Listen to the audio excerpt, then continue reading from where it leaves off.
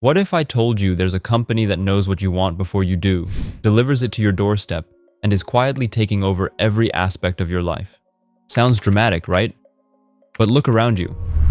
The book on your nightstand, the show you just streamed, the packages piling up at your door. They're not just products of convenience. They're all part of a grand design, a master plan orchestrated by one man, Jeff Bezos. From a scrappy online bookstore in a garage to a global empire that dominates retail, entertainment, and even cloud computing, Amazon didn't just enter the market. It rewrote the rules entirely. Bezos wasn't just building a company. He was crafting an ecosystem. A system so seamlessly integrated into your daily routine that stepping outside of it feels almost impossible. This wasn't luck. It was a calculated, step-by-step plan by a man who saw the future long before anyone else did. Bezos knew that to win, Amazon couldn't just sell products. It had to sell time, convenience, and trust. And in doing so, it made itself indispensable. But here's the real question. What does it cost us to live in Bezos' world? How did Amazon infiltrate every corner of modern life, and at what price? Today, we're decoding the rise of Amazon, the genius of Jeff Bezos, and the hidden costs of living in his world. Imagine you're Jeff Bezos in 1994, a successful Wall Street executive with a promising career. But instead of climbing the corporate ladder, you do something unthinkable. You quit your high-paying job, move to Seattle, and start an online bookstore in your garage. Why? Because you've seen a report predicting the explosive growth of the internet, and you realize this could be the opportunity of a lifetime. Books became your first product. Why books? Simple. They're lightweight, easy to ship, and offer an immense catalog with universal appeal. For you, books are just the beginning, a stepping stone to something much bigger. With a clear mission, you set out to build Earth's most customer-centric company, a business that prioritizes customer satisfaction above all else. But the road ahead isn't easy. In those early days, you're packing books yourself alongside a small team of employees. Your garage becomes a chaotic hub of inventory, customer orders, and lofty dreams. Despite the challenges, your vision keeps you going, to create a platform that sells everything to everyone. Fast forward a few years, and Amazon starts gaining traction. Your strategy is simple yet revolutionary. Offer the lowest prices, the widest selection, and the fastest delivery. While other companies focus on short-term profits, you're obsessed with building a customer base that will stick with you for the long haul. In 1997, you take Amazon public. The IPO raises $54 million, valuing the company at $438 million. For most people, that's a moment to celebrate. But for you, it's just the beginning. You tell your investors that Amazon isn't focused on immediate profitability. It's playing the long game. You reinvest every dollar into improving the customer experience and expanding the company's reach. Your relentless focus on the customer is what sets Amazon apart. You introduce features like one-click ordering and customer reviews, both of which become industry standards. Competitors scoff, calling your focus on the long-term naive. But while they chase quarterly profits, you're quietly building something far more powerful: loyalty.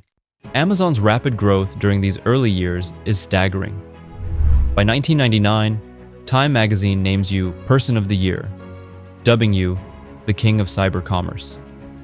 But even then, your vision is far from complete. The bookstore is just the foundation.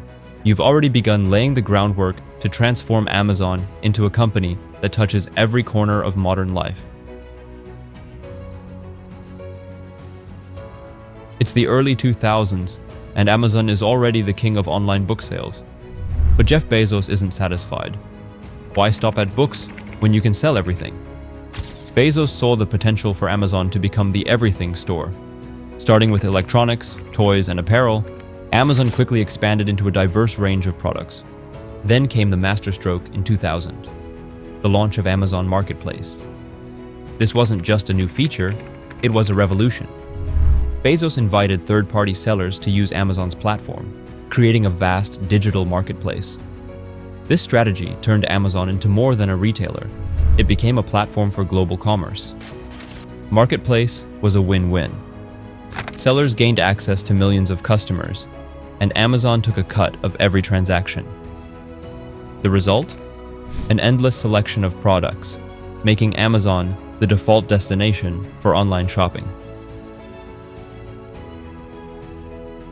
In 2005, Bezos introduced something that would fundamentally change consumer behavior: Amazon Prime. For $79 a year, members got free 2-day shipping. It was a simple concept, but a genius one. Why? Because it made Amazon indispensable. Prime wasn't just about convenience, it was psychological. Once you subscribed, you had every incentive to make Amazon your go-to store for everything. That $79 investment needed to be justified, so customers kept coming back. Prime wasn't just a membership, it was a loyalty trap. Today, Prime offers far more than shipping. Streaming, music, and exclusive deals have made it a multifaceted ecosystem. But at its core, Prime's biggest success is creating habitual Amazon customers. Bezos wasn't just thinking about selling products, he was reshaping industries.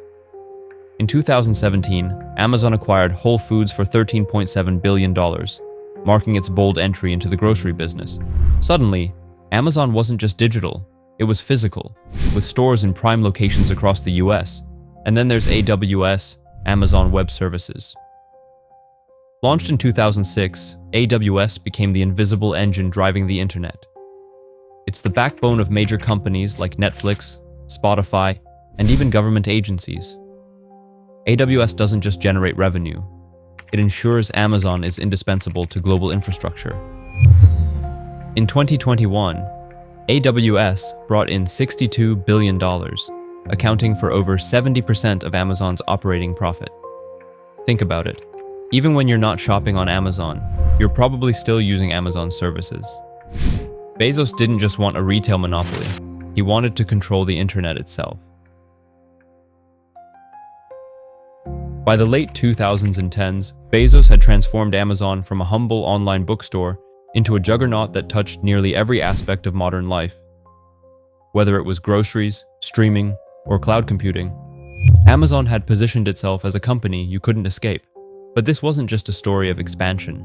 It was a meticulously calculated strategy to integrate Amazon into the fabric of everyday life. Bezos wasn't building a company. He was building a necessity.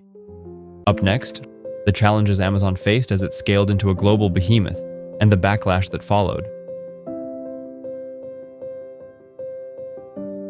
Imagine this. Every time you hit buy now, a chain reaction begins.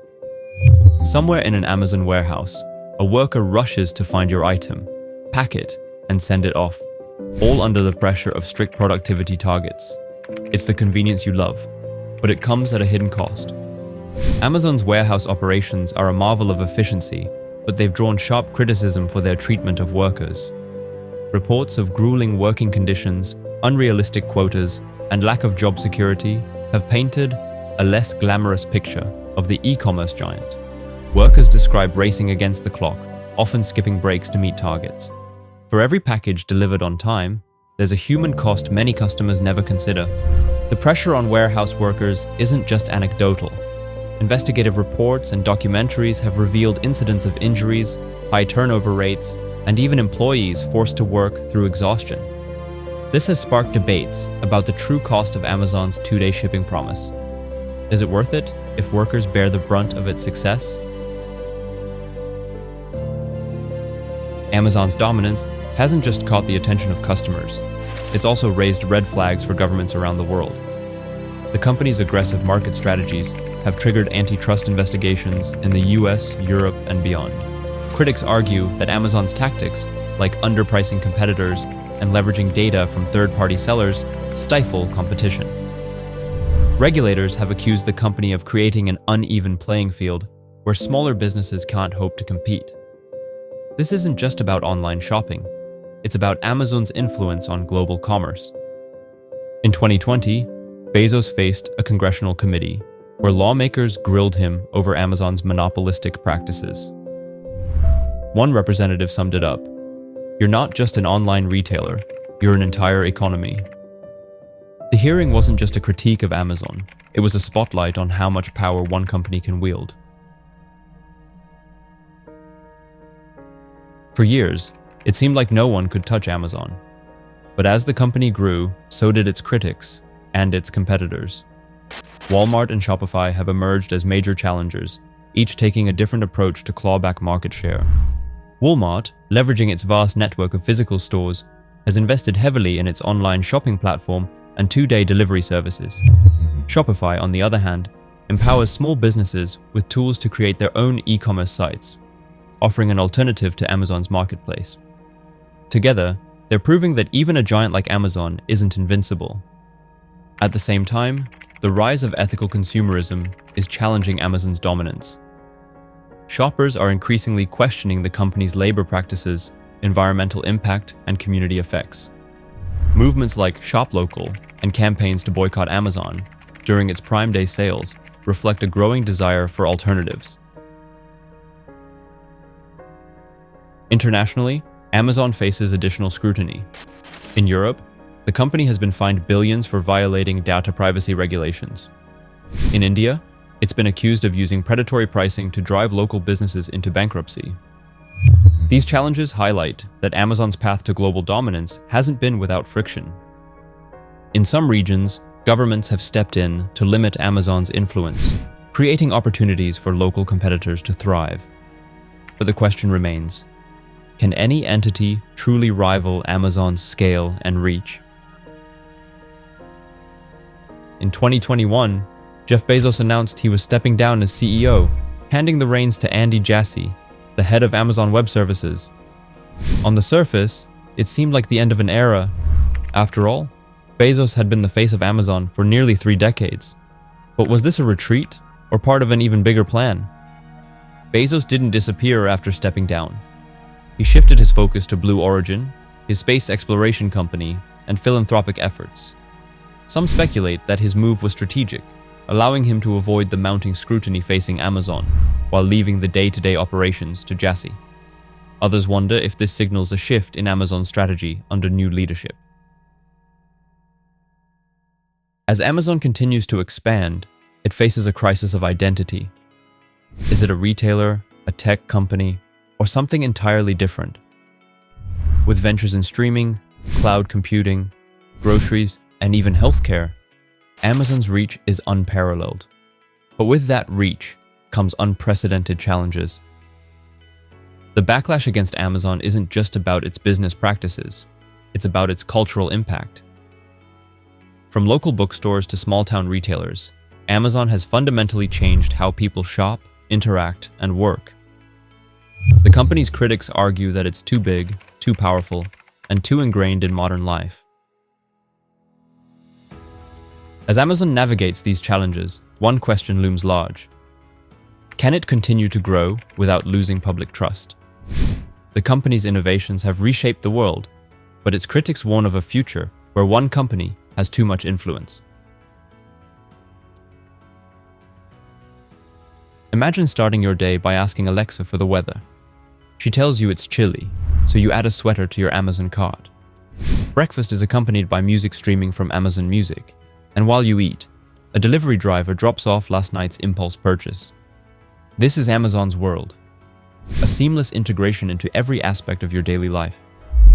And from shopping to streaming, groceries to cloud computing, Amazon's reach extends far beyond retail.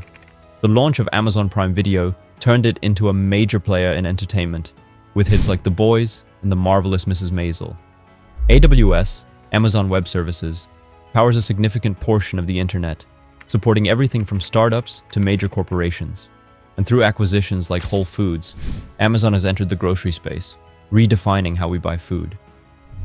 But it's not just convenience Amazon sells, it's dependency. Once you're in the ecosystem, leaving becomes harder. Prime ensures you shop on Amazon. Alexa keeps you engaged with its services. AWS runs the apps and platforms you rely on daily. The result? Amazon doesn't just touch your life, it surrounds it. While Amazon has made life easier for many, it has also transformed industries, and not always for the better.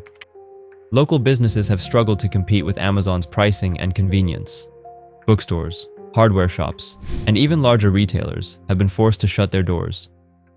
The phrase, the Amazon effect, now refers to the disruption the company brings wherever it operates. The environmental cost is another hidden price of Amazon's dominance. With millions of packages delivered daily, the impact on emissions and waste is staggering. Delivery trucks clog urban streets, and piles of cardboard packaging contribute to mounting waste problems. Every item that arrives at your doorstep carries an unseen environmental footprint. Amazon's success raises a critical question. Can convenience ever truly be sustainable? Did you know that Amazon's true powerhouse isn't its retail empire? Amazon Web Services, AWS, generates over $80 billion annually, quietly powering major platforms like Netflix, NASA, and even government operations. While customers shop, AWS silently dominates the internet's infrastructure, making Amazon indispensable in ways you never imagined. Amazon's journey isn't just the story of a company, it's the blueprint of modern dominance. Jeff Bezos' vision to prioritize customers above all else built an empire that touches nearly every aspect of our lives.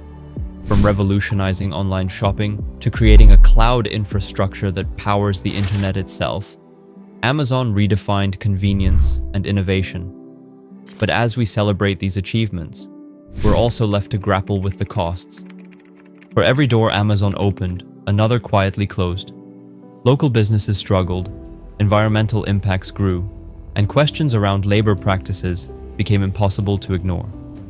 Yet, even amid criticism, Amazon continues to evolve, reaching further into groceries, healthcare, and AI. The question now is, what's next? With Andy Jassy at the helm, will Amazon double down on its current dominance or pivot to address growing concerns about sustainability and ethics? And as new players emerge, can Amazon maintain its position? Or is a disruptor waiting in the wings to challenge this modern-day empire? One thing is clear, Amazon's story is far from over. It's a mirror reflecting the best and worst of innovation.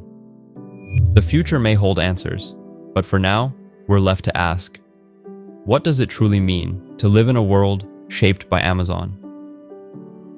Do you think Jeff Bezos' master plan is complete? Or is it just the beginning of Amazon's reach? Could this be the height of their dominance, or is there a disruptor waiting in the wings? We want to hear your thoughts.